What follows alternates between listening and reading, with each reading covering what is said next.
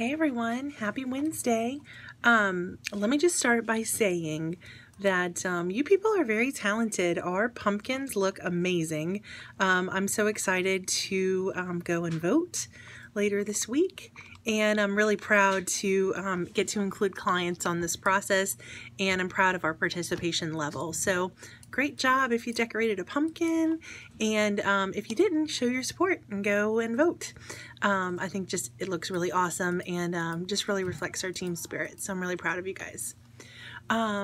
Also really proud of you guys for the praise in the praise channel of Slack recently. Excuse me, I have felt like the praise is really on point and very well deserved in many cases, and I'm proud that these great things are happening, and I'm even more proud that we're supporting our team by reminding them of how great they are and giving them the praise that they deserve. So keep it coming. Just make sure that it's work related and that it's for those extraordinary moments, because I know that they're happening, and I want to make sure that we're sharing all that good news with the team. So keep it up. This week, we have some exciting announcements in the way of new team members. We're welcoming 2 new team members, both starting at the resort, either this week or early next week. And that's going to be Megan and Danielle, who are joining our resort team as pet care specialists. So welcome to the team, ladies. We're so excited to have you. For the rest of the team, make sure that you look out for them joining and for their first day, so you can go and welcome them and show them the ropes. In sad news, this week, our groomer, Mikkel, she left us to go on and build her career elsewhere. So we will definitely be missing Mikkel, and thank her for a lot of years of great service. And we're sad to see her go. In the way of replacing a groomer, we're not sure that we're going to do that immediately. I think we're going to see how our demand levels out, and we'll build our team from there. So again, don't slow down on making recommendations to groomers. They are plenty stable right now and can make do. And again, we'll adjust that when we need to. I wanted to clear up some confusion that we have regarding clients not getting their stamps on their loyalty cards through our app. As a reminder, like the basis of understanding this are that when a client makes a payment on their account, they earn stamps. So whether that's a payment in cash or on their credit card, or a payment on their account from Trupanion, or what else, what other situations that there would be, when a payment's made is when they earn stamps. So if you do have a client who has Trupanion or a pet insurance, you can apply stamps to their card once that payment comes in. It's really simple if you think about that. It also helps us from making a mistake when we have a client who may have a bill that is larger than what their payment is. If you always go based on payments, you'll never make a mistake with that. Other reminders include Bordetella. We've been seeing a lot of Bordetella vaccines or Bordetella vaccine appointments coming in when those pets are also due for other care. Like some instances will also be due for all of their wellness, but the appointment is scheduled for a Bordetella vaccine on the over-the-counter schedule. And I hope that you can imagine and appreciate what kind of conflict that causes, and just really can mess up the flow of a day when we're trying to get the people what they need. And then worse off if we're not able to, and we have to ask that client to return if we've misquoted them. So this falls on our scheduling team. Who's our scheduling team? All of you. All of you schedule. It's your responsibility. If you make an appointment, you have to know what you're making that appointment for and schedule it appropriately. You can't count on the rest of the team to do that, because sometimes when we're confirming appointments, those things happen automatically, like by text and email and that sort of thing. And so there's not that perfect fail-safe that you might imagine that there is. It just doesn't always work out that way. So the best thing to do is when you're scheduling the appointment, look at all the things that that pet needs and schedule for that. And even if you make a mistake and you realize after you've hung up with the client, you have to call back and say, hey, I forgot. They're due for all this. Can we change that kind of appointment? Can we alter that time? You can do that, but you have to make sure that you can consolidate. And at the same time, when you're in an appointment making type of situation, make sure that you confirm the right information with the client so that we have that all in place. Also, I wanted to talk about uniforms. This is so important, and just something that I know we can do better about. I have been seeing some team members come in looking not quite ready for work. Let me describe this for you. Wrinkled uniforms, messy hair, or an unkept kind of appearance.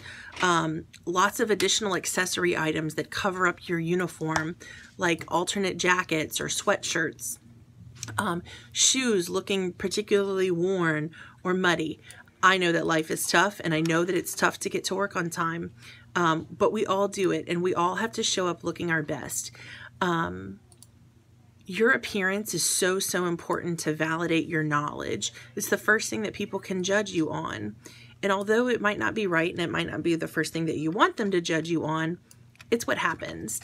And I think appreciating what we do is really hard for clients. They have a hard time to imagine the magnitude of our jobs and our responsibility and our professionalism. And part of what helps them to interpret that is your appearance. So you have to do better. Give yourself an extra 5 minutes in the morning to keep your appearance up. Fix your hair. If your uniforms need a couple turns in the dryer to get the wrinkles out, you've built in time for that. But we will not continue to accept a poor appearance, and you'll be called out on that. It's really important. I think it's something that's always been important and has maybe just gotten a bit out of hand recently. So I wanted to bring it to everyone's attention so that you can address it yourself before it has to be addressed with you, because that's uncomfortable on all fronts and probably unnecessary as it's a core part of the job. The other part of that is name tags, making sure that you have them on. It's important. We have 100 people who work for our company at this location, and it is hard for someone who's new to find people and to get to know them and to know their names. And sometimes we send people to another person and we say, hey, go find this person. That's impossible if they don't know your name, and sometimes they can't disrupt you to ask your name. It's also great for clients to take that first step in bonding with you if they know your name and they can pick it out off of your name tag. So please do better and arrive with your name tag. If you need a new one, come and see Laura. We will sell you one for $5. That is not to make a profit. She's not going to go out to lunch on that. That's how much they cost. And so we give you one and the rest you buy. So if you need another one, bring $5, pay Laura. She'll give you a name tag and then you can wear it. I recommend leaving them on your locker. That way they're always here and you don't forget them at home. But it is part of your uniform and part of your appearance, and it's a standard of ours. Okay, moving on. Great news. I'm so excited. I couldn't wait to get to this part. It's time for our Christmas mission. We do this every year. We usually pick a charitable organization where our team feels passionate about, and we try and donate to their cause or do an act of service just to give back. Some of our missions in the past have been acutely community-based, like within Acadiana, and then last year we were introduced to an international organization called Samaritan's Purse, and I actually want to credit Charlie for this because she introduced us. She's been supporting this organization for a very long time, specifically their mission of Operation Christmas Child. I love this organization and I love this mission, and I want to share all the great information, but I want to keep this video short too. So if you remember what we did last year, we're doing it again. And if you don't, I'm going to put some links below with this update, and I'm going to like blow up Slack in a little while with all the great details so that you can check it out and fall in love with this organization too. Here's the gist of it. We pack shoe boxes full of Christmas gifts and send them to children overseas who would otherwise not be introduced to the concept of Christmas, and help them to celebrate and enjoy it the same way that we do. And they have a couple of necessity items that they want you to put in. And so what we've decided to do this year is provide you with those. So we've bought shoe boxes that are pre-printed with the mission on them. And in them, we're going to put a toothbrush, a drink bottle, a backpack, and some soap. That way you can fill it with toys and fun stuff and other essential items that you think necessary. And there are some guidelines, again, with what I'm going to include that tell you like how to shop, and if you want to design a box for a specific age group or for a boy or for a girl and so on. And it also gives you ideas of what you can afford to put in the box for really cheap, kind of to give you the most bang for your buck. My objective is I usually try and allow $20 per box.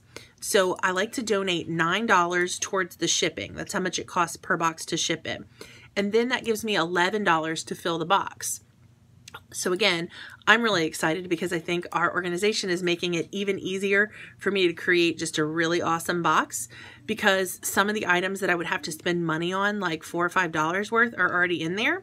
So now I can add $11 worth to the box and make it even better. So now it's like worth $24. Like that. So check it out.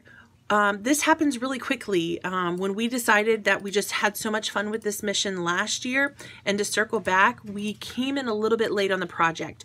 We have to have these boxes turned in by November 12th. So our deadline for collecting everything is going to be November 8th.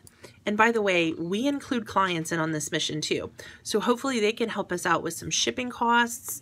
Maybe they can donate some items to help pack some boxes, or maybe they'll give us a whole box. We are going to educate clients on this today. I'm also, part of me, what I'm going to put in Slack is I'm going to show you the email and the educational materials that we're going to give clients to help them be involved.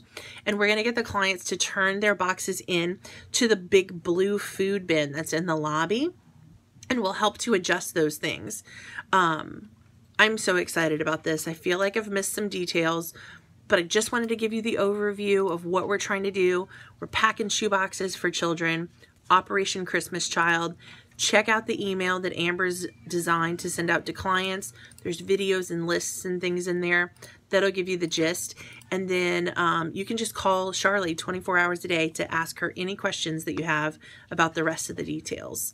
And that'll be it. Thanks, you guys, for doing a great job all the time. I hope that you consider supporting this Christmas mission and make note of the rest of the things we included in this update. Finally, again, as a reminder, you have this video to watch, and then you'll also have a video from your particular department, doctors, resort, nurses, customer care team.